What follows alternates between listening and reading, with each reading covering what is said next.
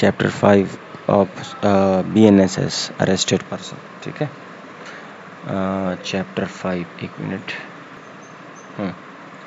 Chapter 5 arrest of person.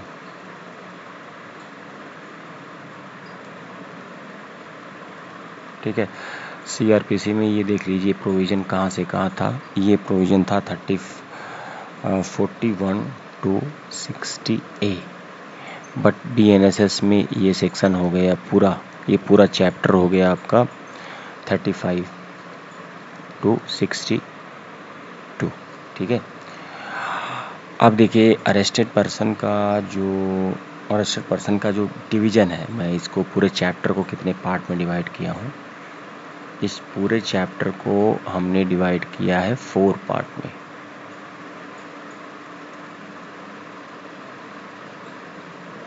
ठीक है,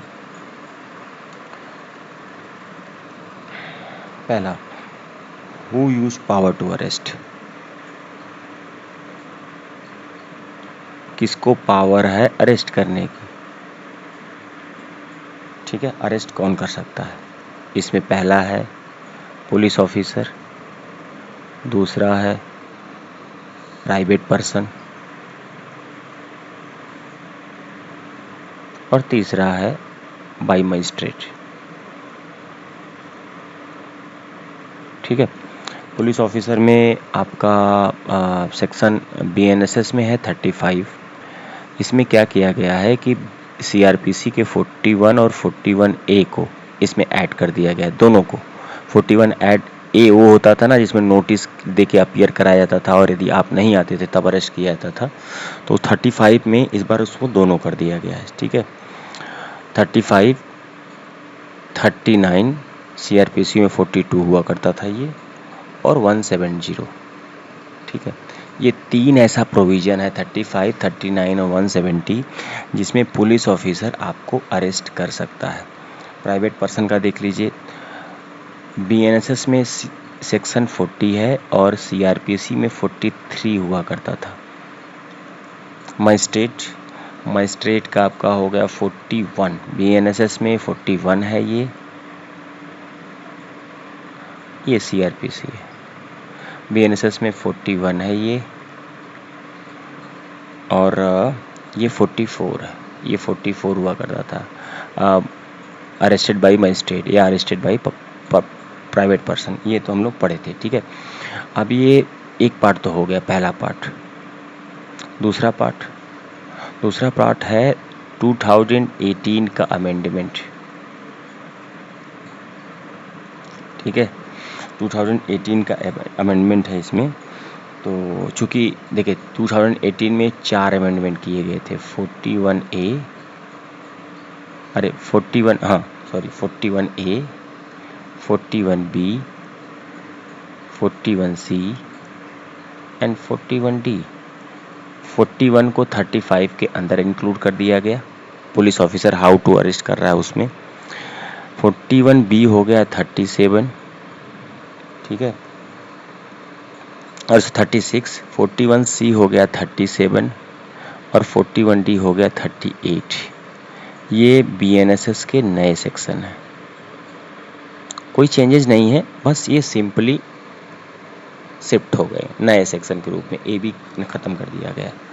ठीक है, अब थर्ड पार्ट है, चार्ट का थर्ड पार्ट है कि अरेस्टेड पर्सन में जब सर्चिंग स्टार्ट होगी तो कैसे सर्च किया जाएगा।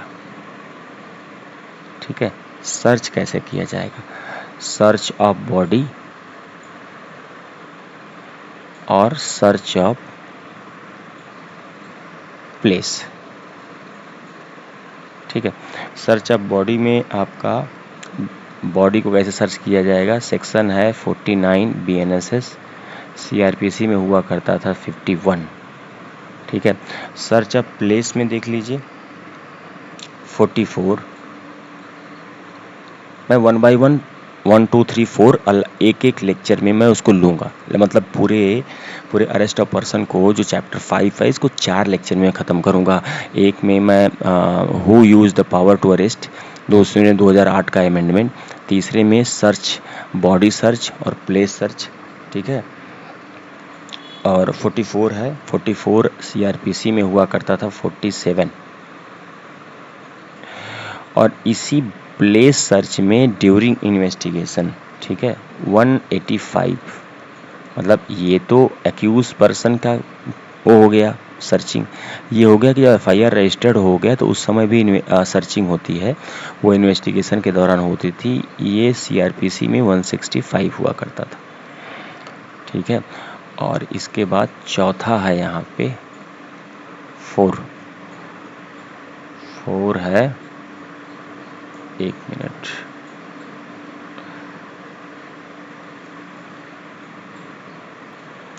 हाँ, तो ये है एग्जामिनेशन। किस टाइप का एग्जामिनेशन? अरेस्ट पर्सन का या एक्यूज पर्सन का, ठीक है। तो इसमें एक्यूज पर्सन और दूसरा है अरेस्टेड पर्सन, ठीक है, ये है अरेस्टेड पर्सन। तो अरेस्टेड पर्सन का जो होता है ये है 53, सीआरपीसी में हुआ करता था 54, ठीक है। एक्यूज पर्सन में क्या है? एक्यूज पर्सन में आप लोग जानते हैं कि 51 है एक्यूज पर्सन का मेडिकल ये होता था 53, और जो 53A होता था रेपिस्ट पर्सन का, रेपिस्ट एक्यूज का मेडिकल एग्जामिनेशन, वो 52 हो गया।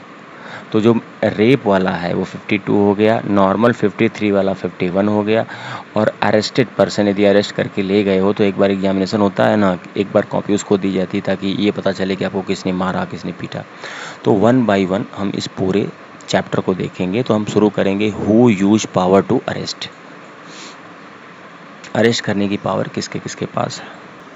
हाँ, तो देखिए अरेस्ट कौन अरेस्ट कर सकता है, तो अभी हम देखें पुलिस अरेस्ट कर सकती है, जिसमें 35, 39, 170 ये पावर पुलिस की होती है अरेस्ट करने की। हमने चार्ट में देखा, ये देखिए चार्ट, 35, 39 एंड 70 ये। लेकिन पुलिस ऑफिसर के अरेस्ट करने से पहले कैसे अरेस्ट किया जाता, हाउ टू अरेस्ट, ठीक, अरेस्ट हाउ मैड, ये 43 है, ठीक है, ये सेक्शन है 43। सीआरपीसी में सेक्शन हुआ करता था 46, ठीक है। सीआरपीसी में, एक मिनट, सीआरपीसी में ये सेक्शन होता था 46। बीएनएसएस में ये सेक्शन हो गया 43, ठीक है। अब ये कैसे अरेस्ट किया जाता है, ठीक है। इसमें पहला प्रोविजन है, शैल एक्चुअली टच बॉडी और कन्फाइन बॉडी, ठीक है। शैल एक्चुअली टच मतलब आपको टच करके, कुछ इसमें देखिए प्रोविजन है, इसमें कुछ एक्स्ट्रा ऐड करके दिया गया है सीआरपीसी से, वो मैं बताऊंगा। शैल एक्चुअली टच करके और कन्फाइन करके, ठीक, कन्फाइन द बॉडी, ठीक है। अगर वुमेन है यहीं पे, वुमेन है तो ओरल इंडिकेशन आप देंगे, ओरली कहेंगे, ठीक है, ओरली कहेंगे कि हम आपको अरेस्ट करना चाहते हैं, और वहाँ पे शैल होना चाहिए, मतलब shall not touch by police officer, मतलब कोई औरत का शरीर नहीं छुएगा, shall not touch the body by police officer. आप ओरली कह दें कि वो औरत, ठीक है, ओरली आप उसको कह दीजिए, वहाँ पे एक्चुअली टच या कन्फाइन करने की ज़रूरत नहीं है। Sub section 2, use all mean necessary, ठीक है, use all mean of necessary, ठीक है। आपको लगता है कि वो भाग सकता है तो आप वो हर मीन का इस्तेमाल करिए to effect the arrest, arrest को प्रभावी करने के लिए, अरेस्ट करने के लिए अगर आपको लगता है कि वो भाग जाएगा तो आप उसको अरेस्ट कर सकते हैं, लेकिन मीन का मतलब ये नहीं है कि उसकी डेथ कॉज कर दें आप, ये नहीं है। ऑल मीन ऑफ नेसेसरी है, लेकिन आप उस मीन में डेथ ऐसा चीज़ नहीं है कि आप उसकी डेथ कॉज कर दें, ठीक है। देखिए ये प्रोविज़न ऐड किया गया सब क्लॉज 3, और ये वेरी ठीक नहीं है। चूँकि हम लोग लॉयर हैं और आप लोग भी पढ़ रहे होंगे, तो या तो लॉयर होंगे या तो कॉलेज स्टूडेंट होंगे, ये नहीं कहना चाहिए, लेकिन ये गलत है। अभी तक अरेस्ट में हैंडकफ नहीं था, ठीक है, लेकिन लिख दिया गया यहाँ पे मे यूज हैंडकफ। लेकिन हैंडकफ किसके लिए लिखा गया है कि नेचर ऑफ ग्रेविटी, यदि आपको लगता है, मतलब यदि अपराध की ग्रेविटी ज़्यादा है, कौन कौन से अपराध की, उसकी लिस्ट दिया हुआ है कि अगर इन लोगों को आप अरेस्ट करने जा रहे हैं तो आप हैंडकफ का इस्तेमाल करेंगे। पहला, हैबिचुअल ऑफेंडर, मतलब जो बार बार अपराध करे। देखिए कुछ स्टूडेंट बोल रहे हैं, कुछ लोग बोल रहे हैं कि हिंदी में बताया जाए। हिंदी में ऐसा कुछ बड़ी बात नहीं कि इंग्लिश में ही, हिंदी में तो पूरा बोल रहे हैं हम, और थोड़ा इंग्लिश में लिख रहे हैं, ठीक है। दूसरा, ड्रग क्राइम, यदि इन लोगों को आप अरेस्ट कर रहे हैं तो हैंडकफ का इस्तेमाल करेंगे। तो हैबिचुअल ऑफेंडर, ड्रग क्राइम, ठीक है। वेपन सेलिंग, ठीक है, यदि आप वो बेच रहे हैं, हथियार बेच रहे हैं, हथियार के सौदागर हैं, ठीक है, वेपन सेलिंग। मर्डरर, ठीक है, और रेपिस्ट,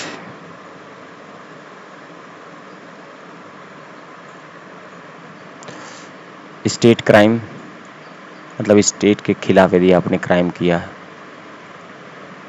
ठीक है। और इसके बाद acid attack,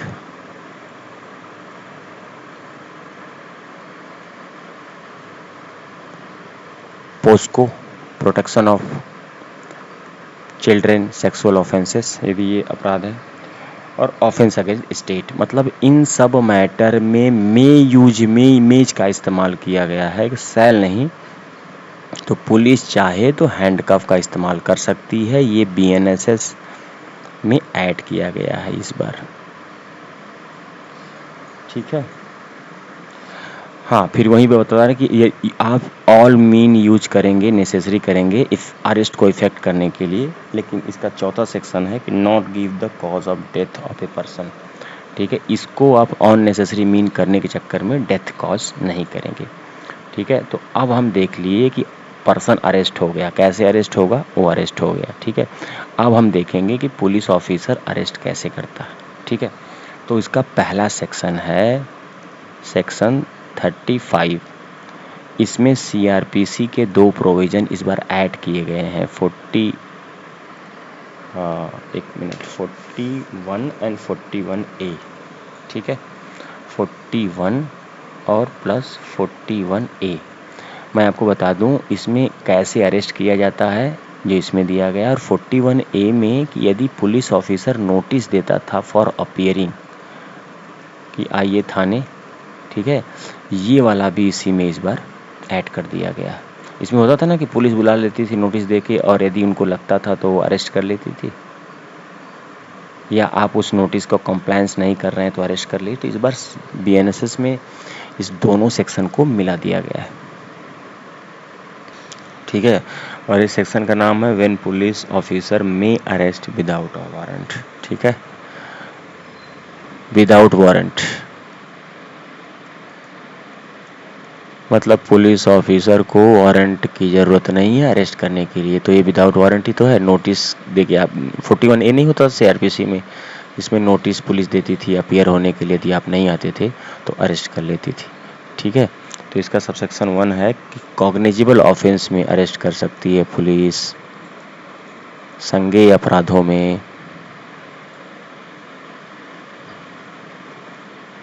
option B credible information, यदि क्रेडिबल इंफॉर्मेशन मिली है कि कोई अपराध हुआ है तो पुलिस अरेस्ट कर सकती है। और वो क्रेडिबल जो इन्फॉर्मेशन है ये शो कर रहा हो कि जो ऑफेंस है वो 7 साल की सज़ा या उससे लेस हो, ठीक है। तो इन मैटर में भी बिना वारंट के वो अरेस्ट कर सकता है। वो क्रेडिबल ऑफ इंफॉर्मेशन क्या हो सकती है उसके बारे में लिखा हुआ है, रीजन टू बिलीव, ठीक है। ये रीजन टू बिलीव हो, रीजन टू बिलीव किसका रीजन टू बिलीव? ऑफिसर का रीजन, उसको महसूस हो गया, उसको विश्वास हो गया कि एक इन्फॉर्मेशन मिली है, वो 7 साल की सज़ा या उससे कम का है उसमें प्रावधान, तो आपको विदाउट वो वारंट अरेस्ट, क्या कहते हैं, विदाउट वारंट आपको अरेस्ट कर सकता है, ठीक है। और वो सेटिस्फाई हो, उसको ये सेटिस्फैक्शन हो जाए कि अरेस्ट इज नेसेसरी, तो भी वो आपको अरेस्ट कर सकता है। मतलब उसको लगे कि इस मामले में अरेस्ट करना है, ठीक है। तीसरा, यानी उसको ये लगता है कि अगर इनको अरेस्ट नहीं किए तो ये कोई आगे अपराध कर सकते हैं, एनी फर्दर ऑफेंस,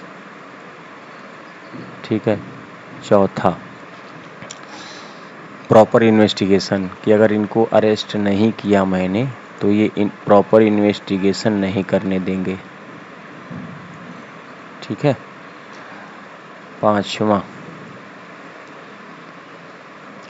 पांचवा है टेम्परिंग एविडेंस। उसको ये लगता है कि यदि इनको नहीं हम टेम्परिंग एविडेंस, इनको अरेस्ट नहीं कर देंगे तो ये एविडेंस को जो है टेम्पर करेंगे, ठीक है। छठा है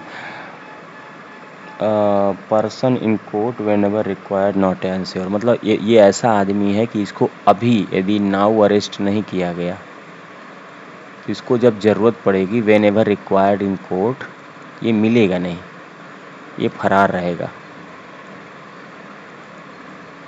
मतलब जब कोर्ट में ज़रूरत होगी तो मिलेगा नहीं, अगर अभी नहीं अरेस्ट किया आपने। लेकिन दिक्कत क्या है कि ये सब अरेस्ट करते समय शैल का इस्तेमाल किया गया है, shall record the reason in police diary,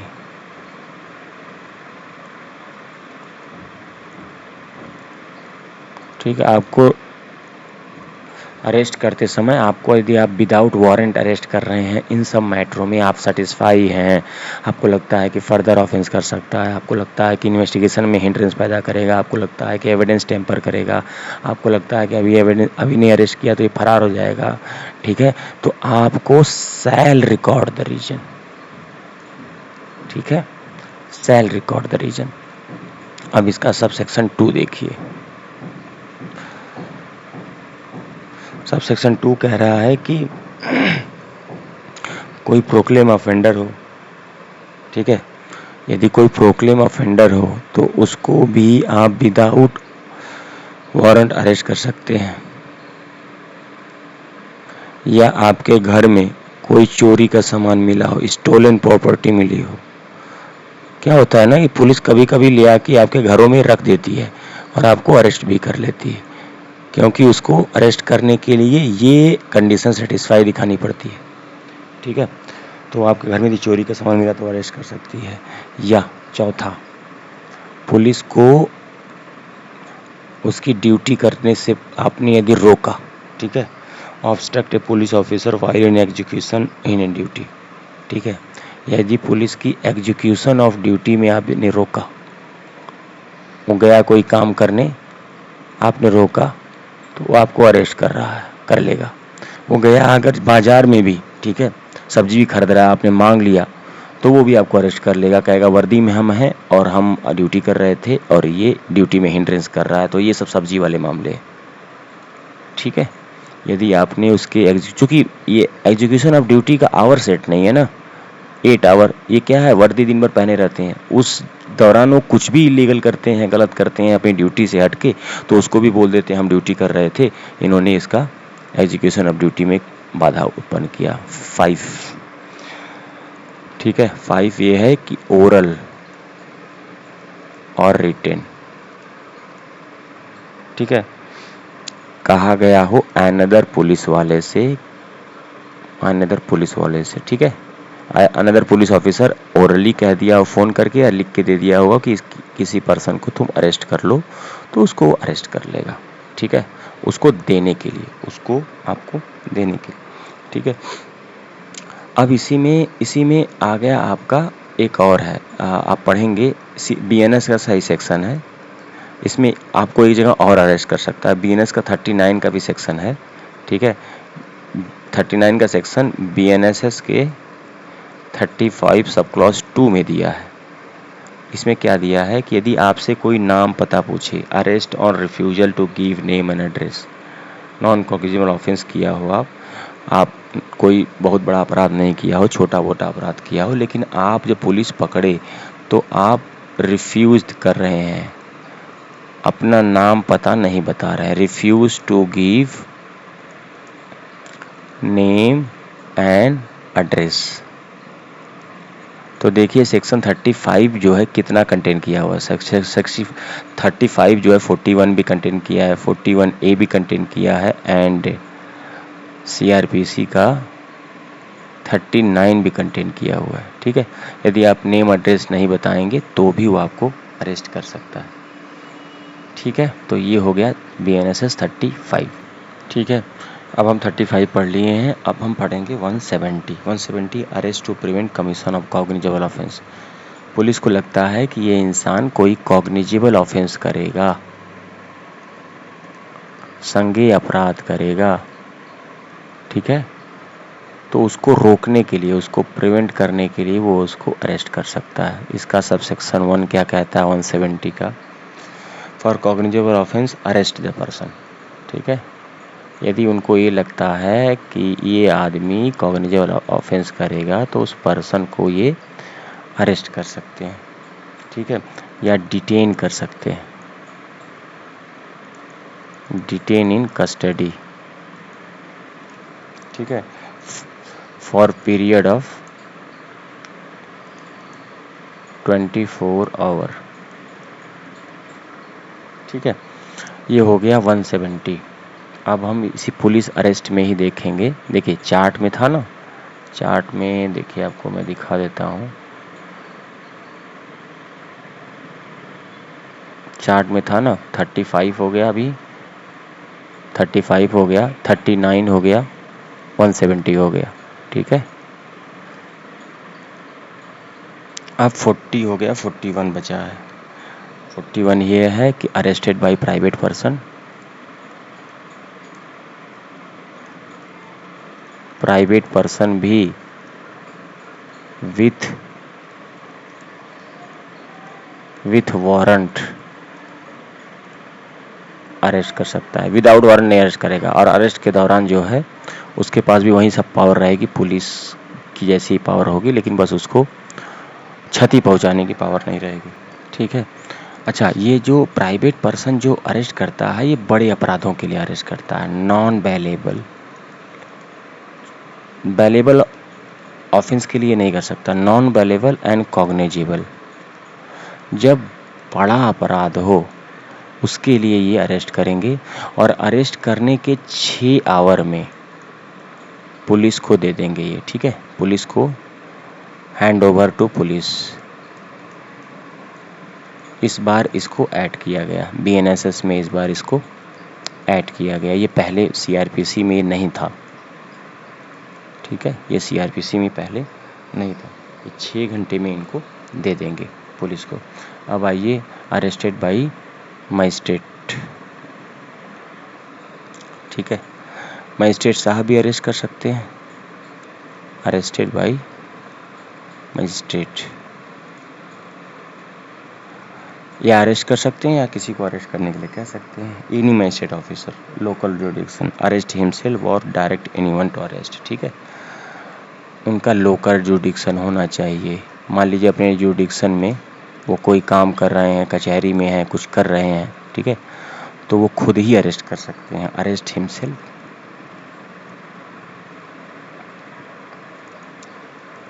arrest himself और से एनीवन